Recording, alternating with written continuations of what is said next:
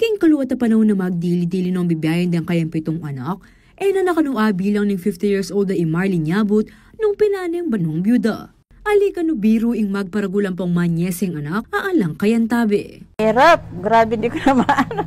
Kung saan ako minsan nakikipaninda, nangungutang, ganyan. Minsan di ko mabayaran yung mga utang-utang ko. Ang hirap talaga pa. Iwalo ng banuang may balo wa Barbara Shirley Asuncion, mananaya pamurin kanuang gangeni kayong pangako ng Presidente Marcos, asawop ka rin solo parents. Yun nga yung pinagtataka ko, si President Marcos, may sinasabi siya about solo parents na ibibigay niyang benefits sa mga solo parents. Pero nagtataka ako, bakit wala pa? Hindi naman ako naghahanap, pero kung ano yung sinasabi ni President Marcos, syempre, kung manggagaling sa national government yun, pupunta muna sa LGU, local government. Kung wala namang sasabihin ng LGU sa mga member, syempre waiting ka lang, di ba? May nga kuya kasi Marcos Jr. inyang milabas sa banwa, kayang mumunang State of the Nation address, apasik na nga nila rin programang makaparikil ka rin solo parents. Hindi rin natin nakakalimutan ang mga solo parents at mga nanay na nahiwalay sa kanilang mga mister dahil sa karahasan. Pagtitibayin natin ang programa sa violence against women and their children. Kabilang na ang counseling para sa mga biktima, katuwang ang ating mga LGU. King syudad ng San Fernando, miyayaliw ang programa kanuing karelang gagawan para aso pandeng solo parents agpangkang Jemima Molina ng City Social Welfare and Development Office. Kakaroon po tayo ng mga seminar, orientation, which participants po ay ating mga solo parents. Actually po, last May lang po, ang ating City Legal Office, nag-conduct po sila ng orientation and seminar regarding violence against women and their children. Kung ano po ang mga nakasaad na batas, ano po yung mga rights, kung ano po yung mga kailangan nilang gawin to protect themselves. As of June 2023, atan kanong 1,333 registered solo parent king syudad. 114 kareni lalaki la, habang 1,214 na ring babayi. Atin lamo naman kanong kaakibat na benepisyo rin may isyong solo parent ID karing makarehistro keng programa. Sa mga working po, ang solo parent ID po, nagagamit po nila yan sa kanilang leave.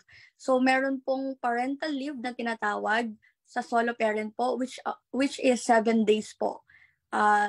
Non-convertible po siya ng money, pero yun po, ginagamit po nila yung parental leave na yun. For example, yung mga anak nila, like po graduation, pag may nagkasakit po, recreational activities po, basta po yung mga parental leave po na yon, ginagamit nila in behalf of their children. Manikwala naman kanong educational assistance dati. Other one po is educational assistance. So, pag meron po tayo sa city ng mga educational assistance, ang solo parent po ay priority po sila sa mga nakakakuha. Sila po, meron po kasing mga solo parent na nag-aaral pa at ang kanilang mga anak. So, yung solo parent ID, papakita lang po nila yon and napaprioritize po sila. Atin niya mo namang livelihood program in local government unit. Ihan po ng mga solo parent po natin ay nagtitinda, mga business po. So, yun po, through the initiatives po ng city, at si Mayor po, Bill Macaluwag, at napaka-supportive po siya dahil marami pong mga livelihood programs like Dagdag Puhunan.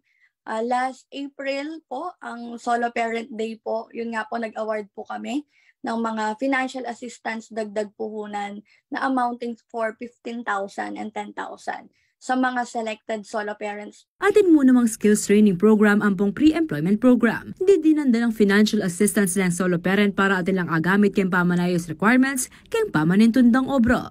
Samantala, mayip naman kanu at eto na makiingkaso ng violence kayong syudad San Fernando. Mga solo parent, hindi naman po ganon katalamak sa mga solo parents yung VAUSI. Meron po manghilan-ngilan, karamihan po kasi sa mga solo parent namin yung mga na-abandon, pero not naman yung mga violence po. So far, magandang naman po hindi pa naman po sa solo parent yung mga nagkakaroon ng case ng VAUSI po. Makanyan pa man migtalagay ang opisina ng city government para karang kasong anti-kanini. Sa SWD, meron po kasi tayong tinatawag na Women and Children Protection Center, na which is located po sa Sindalan. So, tabi lang po siya ng barangay hall.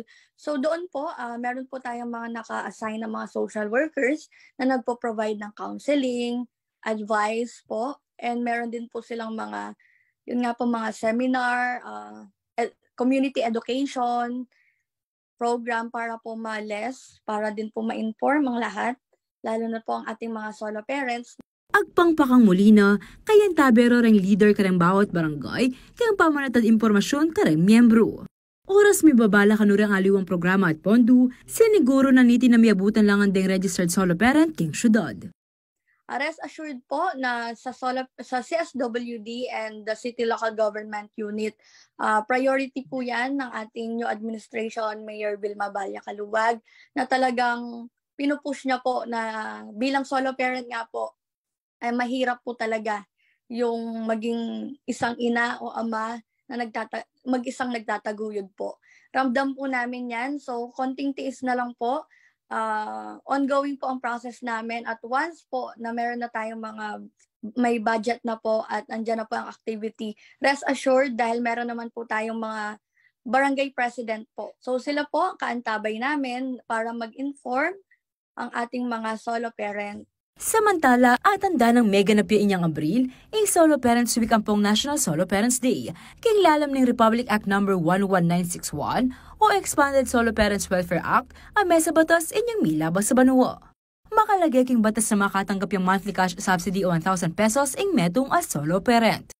Liban paketi ing solo parent ang manakitang mababaking 250,000 pesos kilubning pabanwa, entitled yakin 10% discount king gatas, pamangan panulo bakuna at aliwa pang medical supplements sa saliwan para kayang anak hanggang mirasyang 6 years old. Liana Canilaw, CLTV 36 News.